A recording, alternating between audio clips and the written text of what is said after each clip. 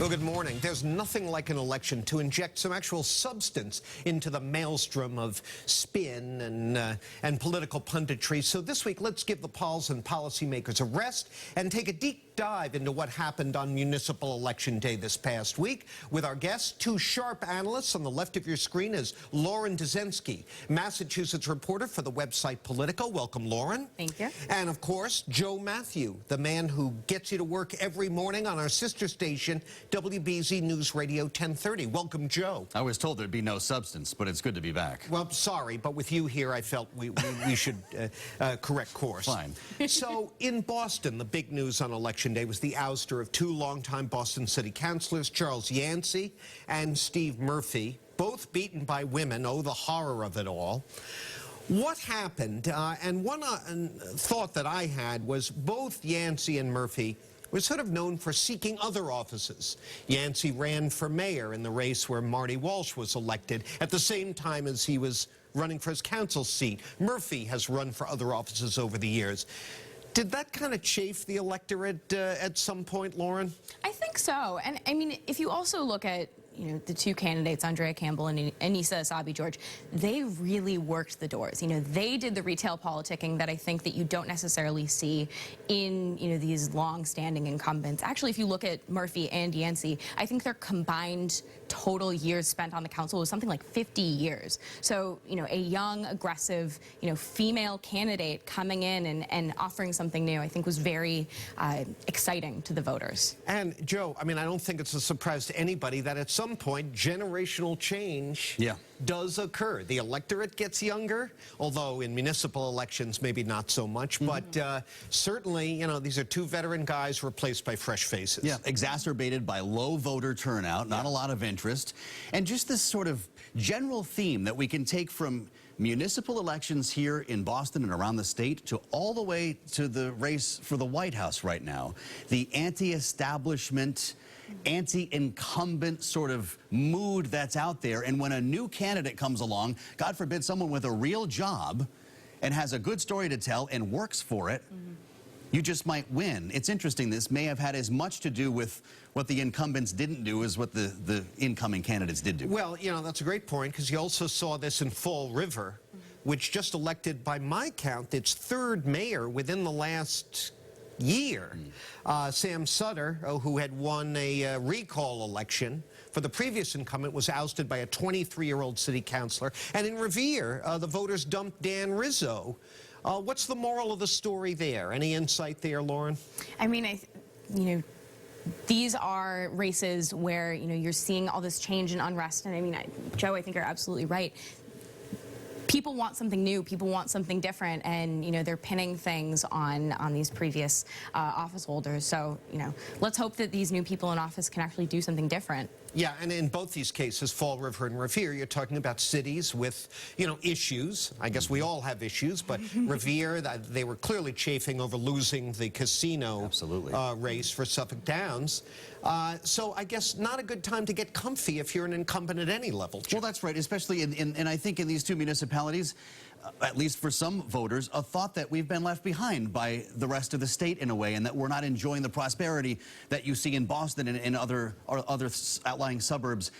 This comes to fruition, and it's a lesson for what we're going to see a year from now in November.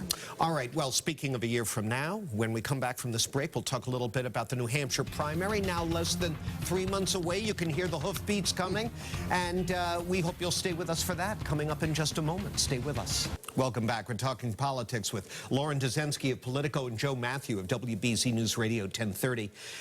So, the New Hampshire primary, as I mentioned, less than 3 months away now. In the latest poll, WBUR has Trump, Carson, Kasich, and Rubio all in double digits, between 20% and 10%. With Christie at 8%, just outside of that pack. Better buckle in now. Here's some real razor-sharp, insightful analysis. Excellent. This race appears to me to be up for grabs. Lauren, you want to challenge that? It is remarkable that time has passed, and polls have changed.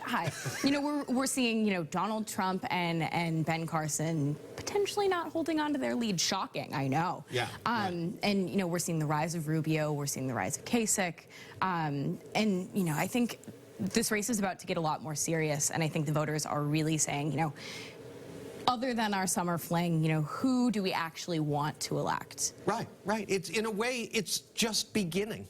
After everything that's been going on for the last year, it's really just beginning, Joe. I am right where I was, though, the last time we had this conversation. If you play the tape back, and you guys were suggesting that this might be the end for Trump.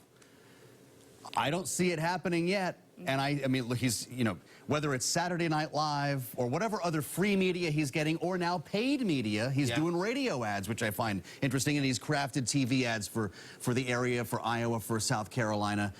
Don't count out Donald Trump. This has been remarkable, and to see him climbing back on top of these polls now, as he starts the line of attack against Ben Carson, whether it's about pyramids or trying to stab a friend of his, this is still in play.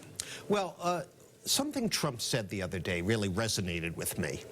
He was talking about the Democratic race, and he said that, quote, when the email problem came up, Hillary Clinton's email issues, referring to the Democratic debate last month, Bernie Sanders lost his whole campaign, Trump said. What he did was so stupid, typical Trumpism there. In order to get a 1-minute soundbite of some applause, he gave up the emails as an issue. That was the end of his campaign, end quote. Discuss. What's actually interesting is that this week, you know, we've seen Bernie Sanders walk back those email statements, and he's actually had a much more aggressive stance. He's still not making it the prime issue of his campaign because he's smarter than that, but he almost, you know, with a nod to Donald Trump. Obviously, Donald Trump didn't make Bernie Sanders change his position, but, you know, we are seeing Bernie Sanders change in that sense. I mean, his whole path, and we've got to wrap it up, Joe, but his whole path was predicated on a Hillary Clinton collapse. Yes. And whether or not you think it's a valid issue, the email thing was hurting her, and he pulled the rug out from under himself. Trump is saying, is he right? You could certainly make that argument, and based on what he's been saying, yeah, he might feel the same way. It's ironic, though, that he thought he was using a strategy to appeal to liberals and progressives by not hammering the email issue and by playing nice and getting a laugh, and it has apparently promised to do the opposite. Sometimes life in the bubble leads to questionable strategic tactics. Then John Keller shows up. Oh, right, exactly. Well, get him out of here. Thank you both very much. Great Joe, Lauren, really great to have you. Thank you. And thank you for joining me right now. I'm going to send it back to my colleagues for more WBZ News.